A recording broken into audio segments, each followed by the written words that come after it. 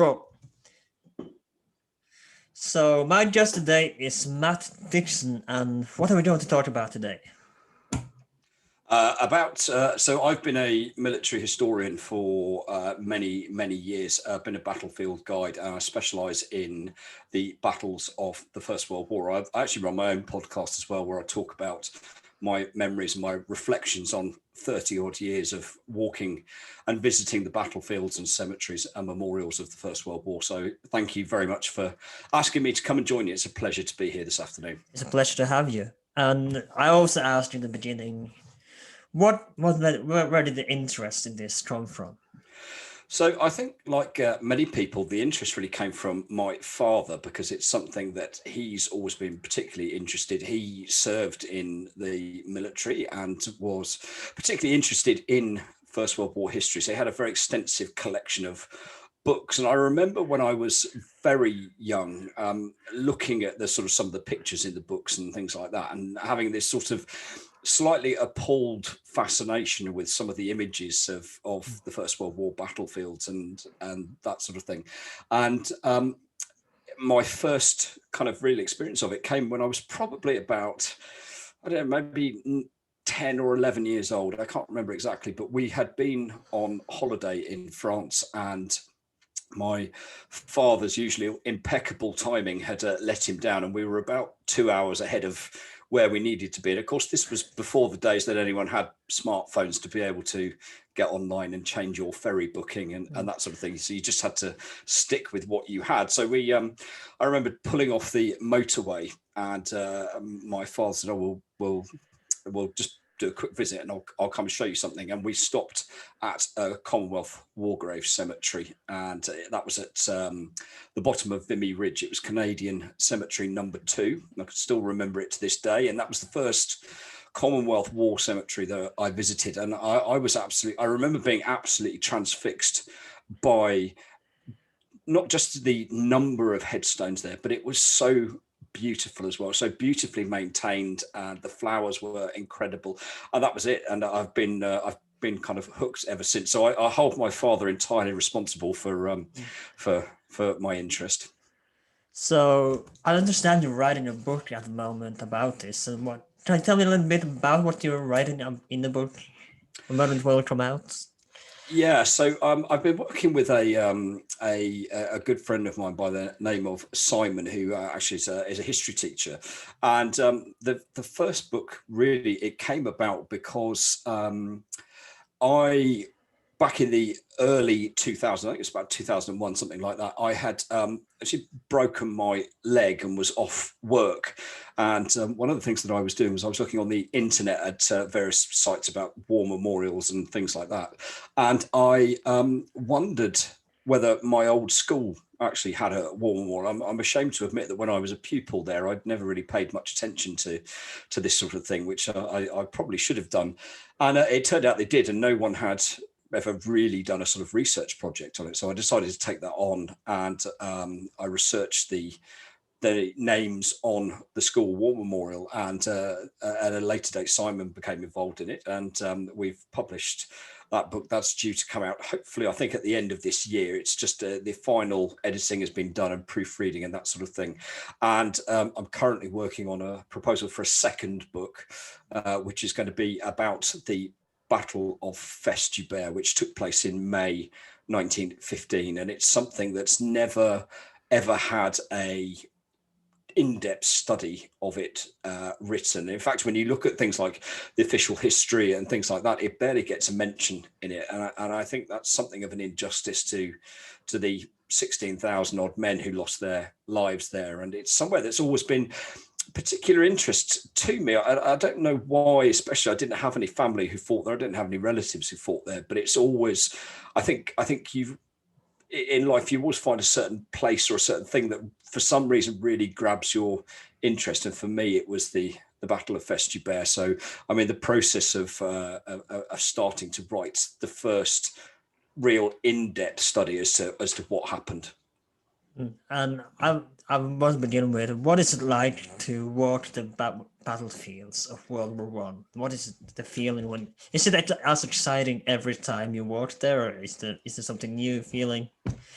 Absolutely. It's a very difficult thing to explain what the appeal of it is, because it's quite strange when you think about it. I drive to the channel, I go across channel, and then I spend a day walking around looking at war cemeteries, and it's quite sort of difficult to explain what the appeal of it is. But I think the cemeteries themselves are the most tangible reminder of the First World War, because of course there's very little, if anything, of the battlefields left for us to see as they were during the war. Of course, the locations are still there, but there's nothing, there's no trenches or anything like that left for us to see. So the cemeteries are sort of the real tangible connection with the past. And for me, it's always an incredibly moving experience. And I remember very clearly that I'd been visiting the battlefield for many years, and I was sitting having my lunch one afternoon by a very small cemetery up in Belgium, and like all of the war cemeteries, it was immaculately maintained. It was absolutely beautiful, and it made me realize all of a sudden that actually these are not just graves. They're not just names on a grave, that every single person in here is somebody's son. It's someone's brother, someone's father, someone's uncle. And it was quite a profound experience. And since then, it's changed my perspective on visiting the battlefields very much, that you see beyond just the rows of graves, and that every single name on a headstone is a story waiting to be told, and it's a representation of somebody's grief. And I think you need to remember that when you are looking at these cemeteries, and look beyond the names. And for me, it's quite hard to explain, but it's the place where I am most at peace with myself, is when I'm visiting the battlefields of the First World War. I think it's because it's been such a passion for so long, but I really feel that there's a connection that keeps dragging me back there time and time again. In fact, since COVID came along, since lockdown, this is the longest I've been without visiting the battlefields, I think probably since about the age of 10. So, do you picture the fight that happened when you walked there? When you picture the trenches and the people who fought, maybe what they were saying, what they were shouting, and the guns and explosions? I think it's I think one of the problems that you get with visiting the battlefields as they are now is that they're not representative of what they were like at the time. But you still manage to see the battle in your head, like, you know what I mean? Yes, very much so. I mean, there's been some marvelous advances in technology that have been fantastic for battlefield visitors over the last few years. So there's now GPS devices that will plot your current position on top of original trench maps. So you can actually see where the lines ran from exactly where you are, and that sort of thing. And I think you do get a sense that there is something happened here. And I think that happens certainly in some places, perhaps more than others. There's a couple of places that I've visited that I always get you get a real atmosphere in the location, and you can feel that something happened here. One of those places for me is a small wood down on the Somme called Trones Wood. And it's a place where, for me, I think the dead rest uneasy. You can just feel that there is an atmosphere there. It's very difficult to explain without actually being there, but you can just sense that this is a very melancholy place, and something happened. And I also get that very much at a place called Polygon Wood up in Belgium near Ypres, which is it's very dark and very foreboding, and you can tell that during the time when there was fighting going on here, it must have been a truly ghastly place to be. And I think you still get that feeling today. Do you think that people are in that area is aware of that actually was a battle? I mean, there must be, but like, you think that they are kind of aware that it was a battle here going on over 100 years ago? Yes, I think very much so, and I think those areas of France and Belgium that were heavily involved in the fighting are even to this day extremely recognizing of what happened and what went on there. I mean, I think you only have to look really at the ceremony that takes place under the Menin Gate every single evening, where the traffic is stopped and the buglers of the Ypres Fire Service play the last post every night. That still happens today because there is a real sense of remembrance and commitment to ensuring that the memory doesn't fade, about of those men who died there. So yes, I think people are very aware of the situation, and of course, I think one of the things as well that you need to think about is that large tracts of what was the Western Front are now given over to agriculture, as they were sort of before the war started, and it's very, very common that farmers are still ploughing up munitions and shells and barbed wire, and the detritus of war is still ever present. And if you walk around the battlefields, it's very, very common to find artifacts lying around that have come up through ploughing, or just artillery shells just lying at the edges of fields that the farmers have ploughed up. So yeah, it's kind of omnipresent, really, these reminders of the First World War. Whilst we might not be able to visualize it exactly as it was, the reminders are definitely still there.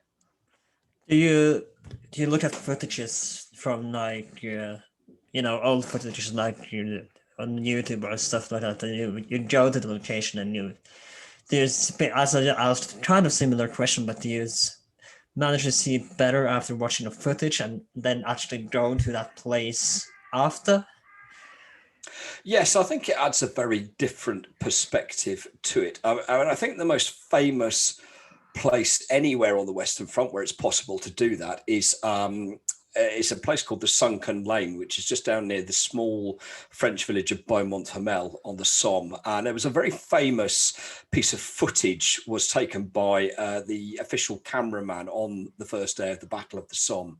And it was men of the Lancashire Fusiliers who were sitting in this sunken lane and were waiting to go over the top. And one of them is looking at the camera in a very enigmatic sort of way. It's a very famous photograph, actually, of the First World War.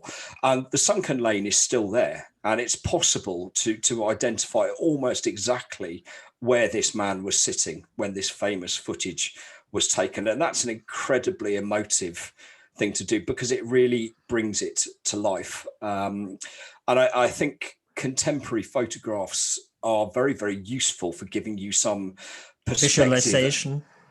Yeah, it's to give you a perspective of what it looked like, because of course there's practically nothing left for us to see in terms of the way it is now, because land has been reclaimed. So yeah, it's a very useful tool to have, definitely. So, do you go around in metal detectors trying to find stuff from the war? What exactly is your job when you walk to the battlefield? Is it to report back to your headquarters, or is it what is your job when you walk? Well, metal detecting on the battlefield is illegal in both France and Belgium. So, I mean, I have no doubt that it does happen, but it's certainly not something that I would do.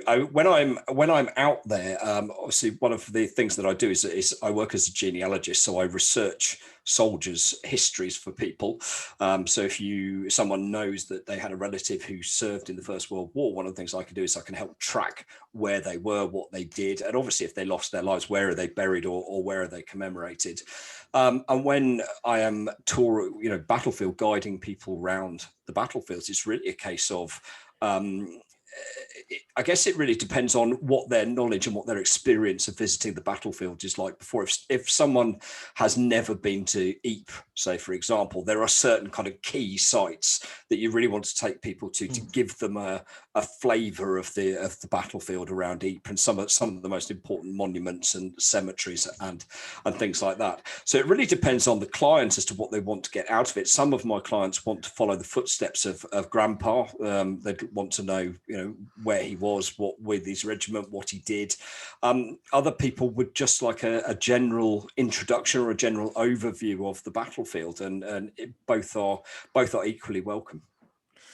And of course, unfortunately, we don't have many alive today. It's been almost 100 years ago. But have you ever met any veterans yourself from the war? I have. What was that like? Well, excuse me. It was very.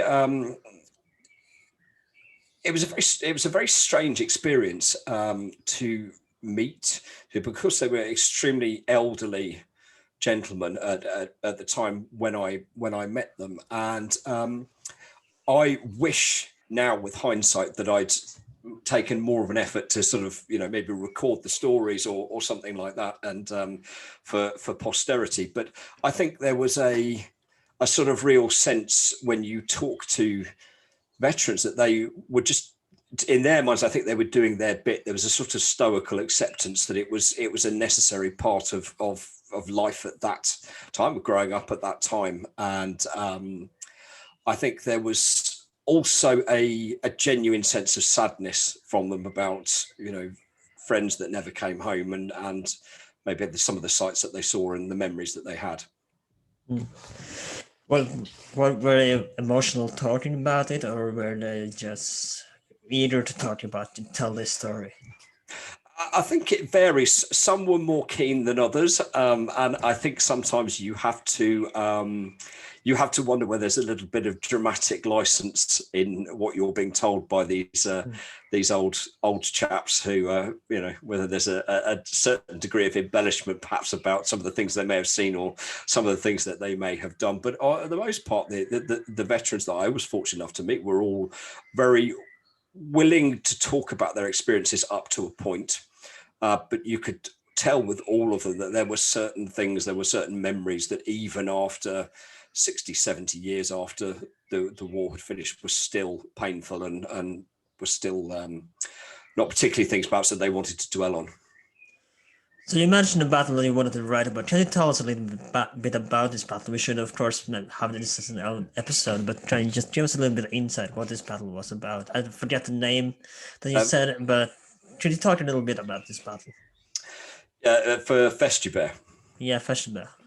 Yeah, so Festubert is a very small village which is located up in the Artois region of northern France, and it was the third of a series of battles that were being fought by the British and the French in Artois in early 1915. The first offensive was the Battle of Neuve-Chapelle in March 1915, and then there was fighting at Aubers Ridge at the beginning of May 1915, and then the following week there was the Battle of Festubert, and then in September there was the Battle of Loos, all of which were fought in a very small area in terms of square mileage of battlefield. And it was really a case that the British were stuck in a very difficult situation because they were very much the junior partners to the French army, and there was a real sense of pressure on British command to be shown to be supporting the French, even though that they were really sort of militarily not in a position to be able to do so. The British certainly weren't, I think most of the belligerents actually were not prepared for the type of war that the First World War had become. And the losses suffered by the British in the first sort of 5 months of the war were absolutely catastrophic. So when it came to the spring of 1915, what they found themselves was chronically short of trained soldiers, chronically short of officers, chronically short of equipment, ammunition, etc., but under great moral and political pressure to be seen to be helping France as part of their, the sort of the pre-war agreement that they'd made. And the French were very keen to launch a series of offensives in Artois, because if you could break the line at Artois, it would open up the road to Lille and Lens and the transport hubs that the Germans used in both of those towns. So there was fighting, as I said, at Neuve-Chapelle in March 1915, which was a disaster for the British. There was fighting at Aubers Ridge, which once again was a catastrophe. And then there was fighting literally the week after Aubers Ridge at Festubert, which the offensive went on for about 10 days. It cost the British about 16,000 casualties in total, and they gained practically nothing in terms of in terms of actual, there was no strategic or tactical gains that were made, but a huge loss of life. And the lines remained very firmly in German hands. And in fact, they were to remain in German hands really right through until the spring of 1917, when there was finally some success at the beginning of the Battle of Arras. And what was the effect of this battle? Was this a German victory? Was this an Ally victory? Well, it depends really, I suppose, on how you define victory. In terms of casualties and ground gain, then absolutely the Germans came out far better from it. It was a fairly pointless exercise really on the part of the British, because there was no real tactical or strategic reason to try and take Festubert, other than trying to perhaps shorten the line that they had to hold. But it really was a case of British command sort of being backed into a corner and having to be seen to be doing something. The problem that the British had was that they were started 1915 and they were already short of ammunition. And then in around about sort of March 1915, April 1915, there was the Gallipoli campaign took place. So the British opened another front, and this diverted desperately needed men and equipment from France and Belgium over to Turkey. So from starting in a bad position, they were put into an even worse position and then expected to make the best of the situation that they could. And I think when you look at it perhaps from that perspective, it was almost inevitable what was going to happen in terms of the losses and the casualties and the actual lack of anything tangible coming out of this. Forgive me if you answered this before, but have you visited the place yourself, the battlefield? I have, yes. It's somewhere that I go an awful lot, and it's somewhere that I've walked very much. And I think walking the battlefield is if you want to understand a battlefield, you can read about it in a book, and you can look at pictures on the internet, and you can drive around a battlefield in the car.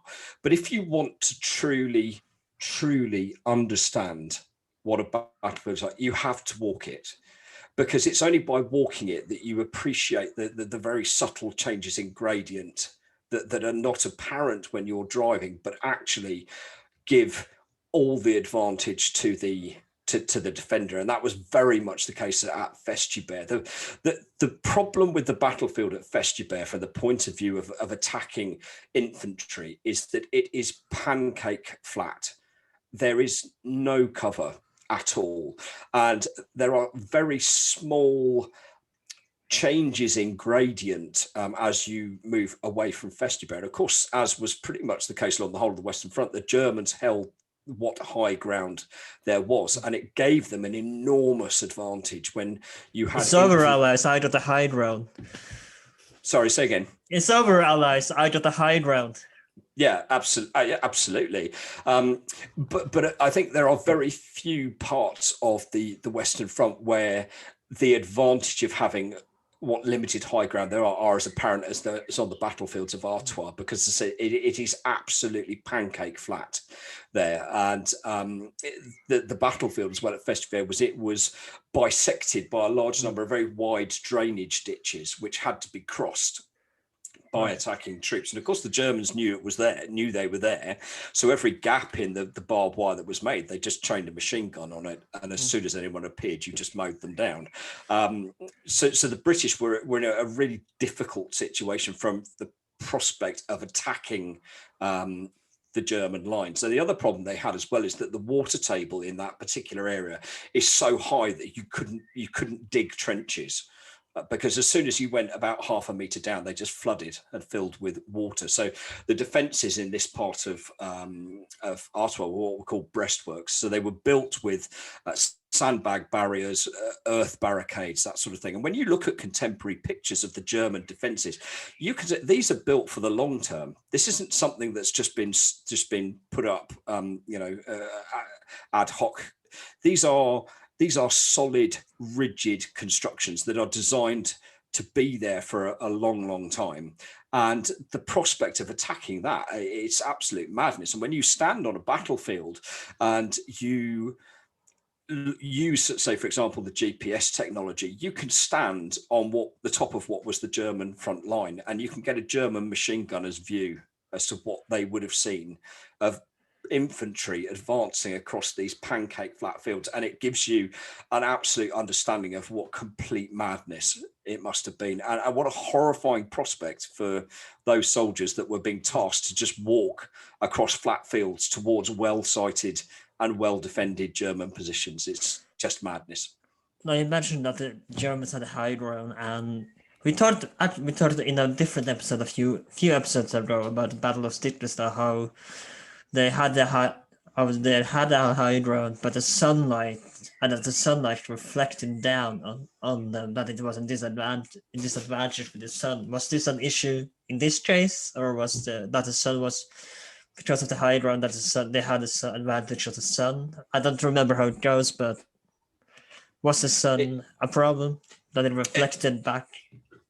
it's not something that I've ever heard talked about in terms of sort of any of the official histories or anything like that. I mean, I should imagine, of course, that it would perhaps present problems for attacking infantry if they were coming from the west, which obviously the British were towards the east in terms of sunrise and that sort of thing. But it's not something that I've heard in any sort of particularly contemporary accounts or anything like that. No. So you talked a little bit again. You talked a little bit about this earlier, but how computer technology helped you identify where the trenches were. But how else does computer and GPS technology help out finding out more about how the battlefield worked out? And try to tell me a little bit about this. Yeah, I mean, I think the advantage in technology that have sort of come over the last 10 years or so, particularly with the growing use of mobile phones and things like that, is it certainly changes the your understanding of visiting the battlefield, because obviously not only can you combine GPS technology, but you can also combine something Google Earth and things like that. You can actually look from above, and of course there are many features that may not be apparent when you're actually standing on the ground, but when you look at from above, you can certainly see, particularly when fields have been ploughed, you can see trench lines that have run through chalkland or things like that. So you can see white lines going across the fields that even after 100 years of ploughing are still there.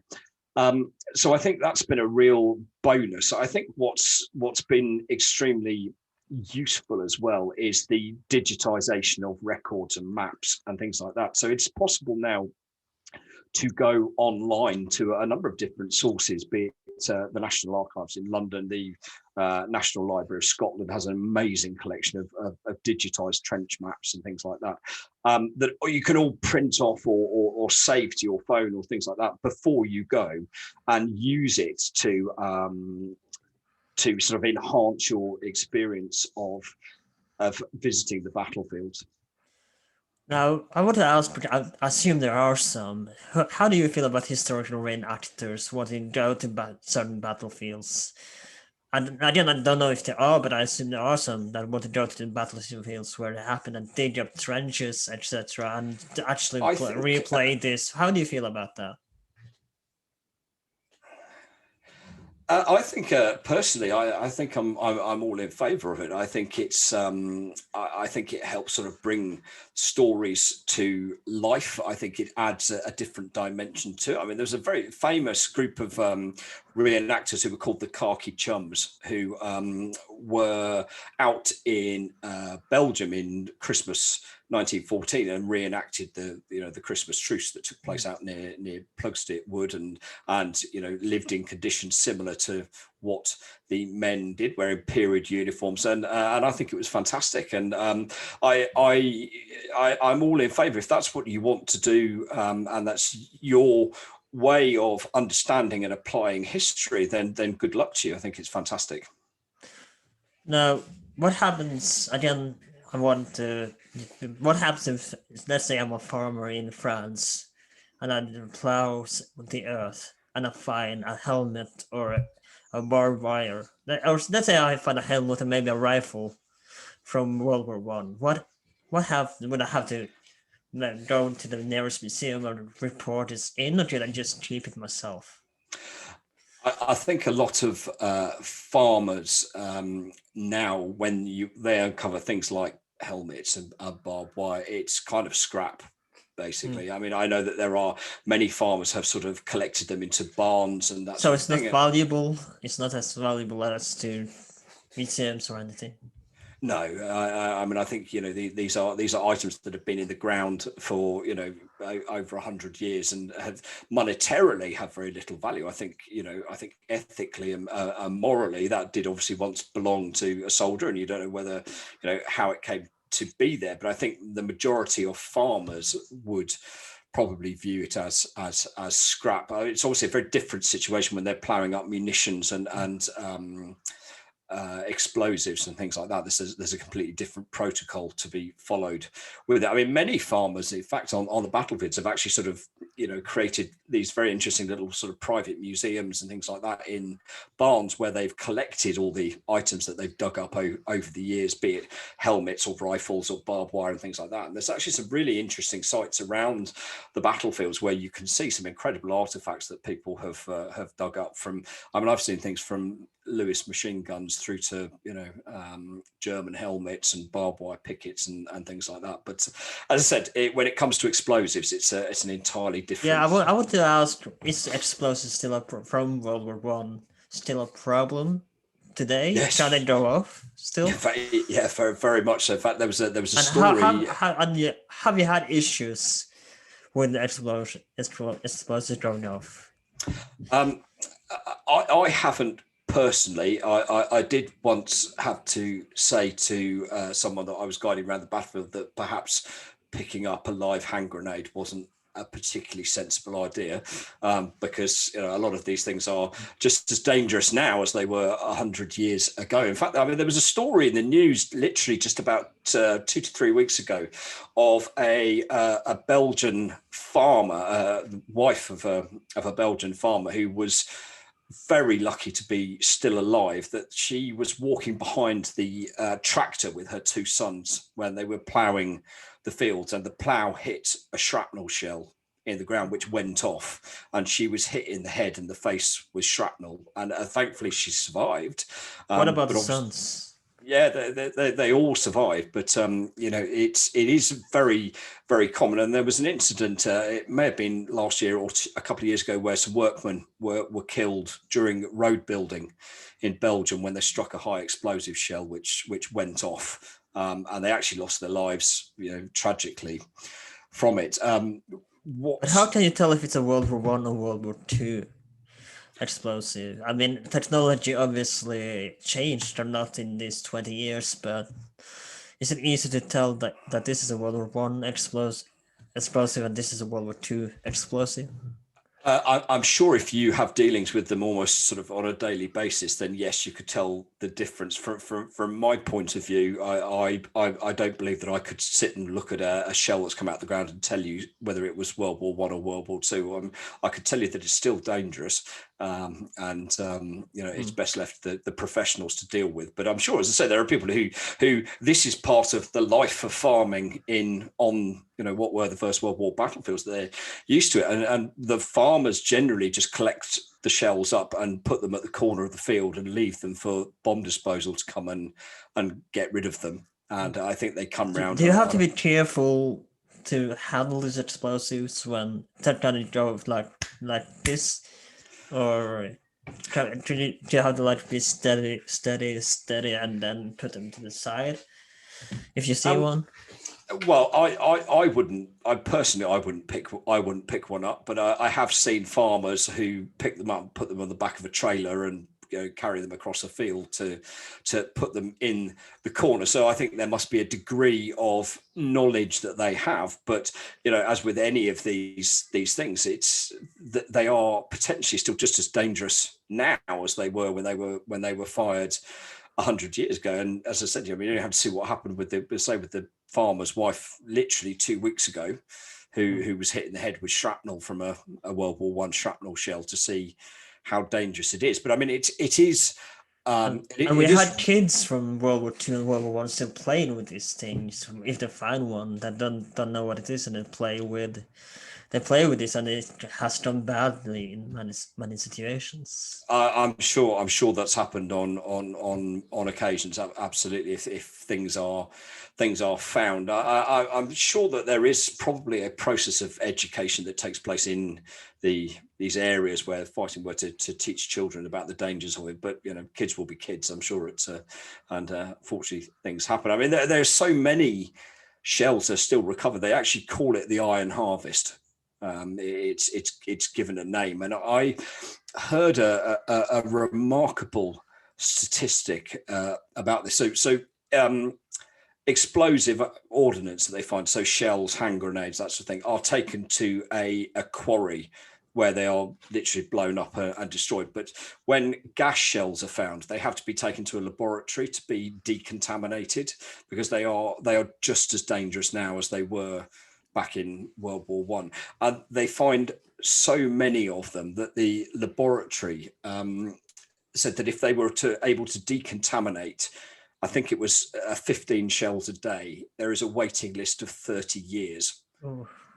And of course, that's being added to every year that the fields are ploughed. More and more and more munitions come up. I stay at a farm near Polkapelle in Belgium, and I've got to know the farmer quite well over the years. And he has had years where he's ploughed up anything up to coming onto a ton of munitions out of his fields, because the farm was right in the middle of the battlefields, particularly around 1917, the fighting around Passchendaele. And even to this day, so every year he's ploughing up shells, trench mortar rounds, things like that. Mm. And how deep down? Because I imagine the Earth has grown quite a lot over the years, and it's been dug down, and maybe, and as it comes up today, how far down do we have to dig to find this?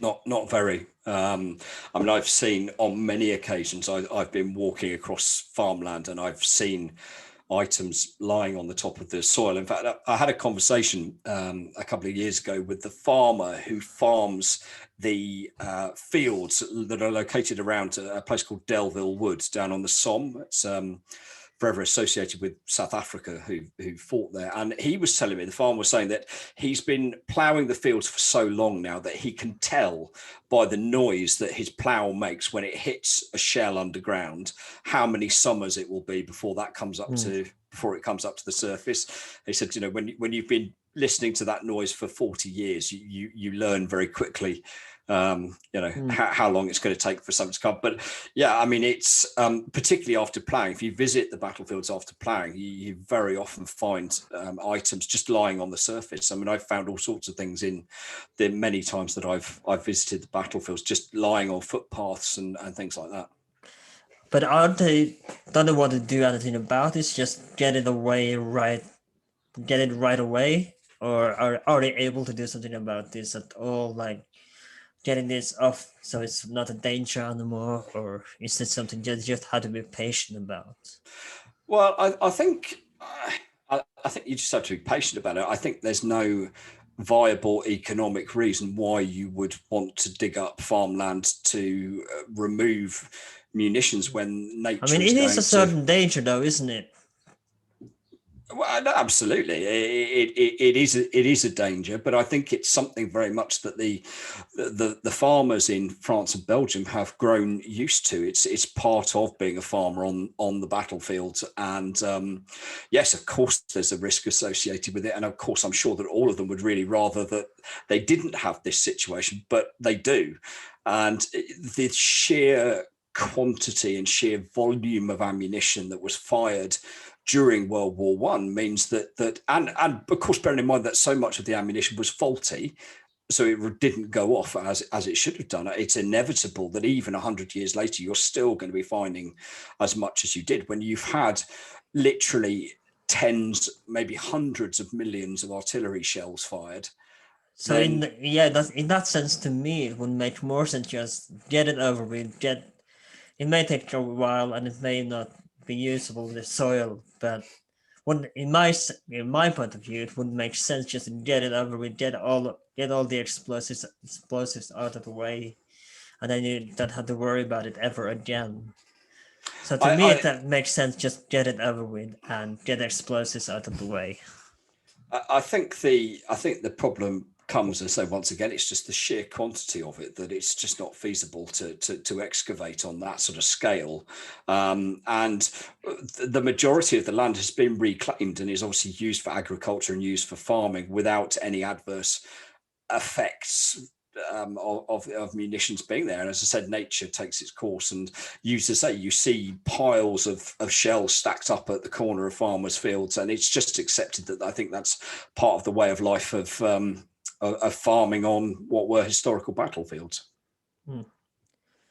Have you ever yourself worried when you walk in battlefield that you might walk on a landmine yourself, or anything, any sort of explosive when you walk the battlefield of World War One? Um, it's not something I've ever particularly worried about. I have certainly found munitions myself as I've been walking the battlefields. I've seen, everything from large artillery shells to hand grenades and things. And my view is you leave them where they are. And but no, I mean, I've never been particularly worried about the potential of standing on something. And I think if you did, it would take out the enjoyment of actually visiting them. And I think I don't think I have any further questions. Thank you so much for coming. And when will the book be available for you? So for the public, not for you, but for the public, I meant to say. So the book the book about the school war memorial is called Remember Him at the Altar, and that will be published at either the end of this year or January 2022, and I hope to have the book on Festubert should be out in 2024. I hope is the plan. Do you have any social media or anything you wish me to link in the description where people might find you, or anything else you wish to promote? Yeah, absolutely. Thank you. So I run my own podcast as well, which is called the Footsteps of the Fallen, and I release that once a week, and that's reflections on my 30 years of visiting the battlefields of World War One. And I also have a website as well, which is www.footstepsofthefallen.com, and you can find out a little bit about me, what I'm up to, the things that I do. There's a blog, and it's obviously linked to the podcast as well, and my Instagram feed, and things like that as well. So honestly, yeah. I haven't heard anyone use WWW in a long time. Well, I'm a bit of a Luddite, you see. So I'm quite old, and I'm not. I still remember when where everything was WWW. Yeah, fair enough. Thank you so much for coming. This has been well done as well, and we are available on Spotify, Apple Podcasts, wherever you might find podcasts. We are on Instagram under world.h12. You can find us there. And we are on YouTube as well, and under world.h12. And my name is Erlend, and I guess I'll see you next time. Thank you for coming. Thank you very much for having me. It's been lovely to talk to you. You too. Thank you, and bye.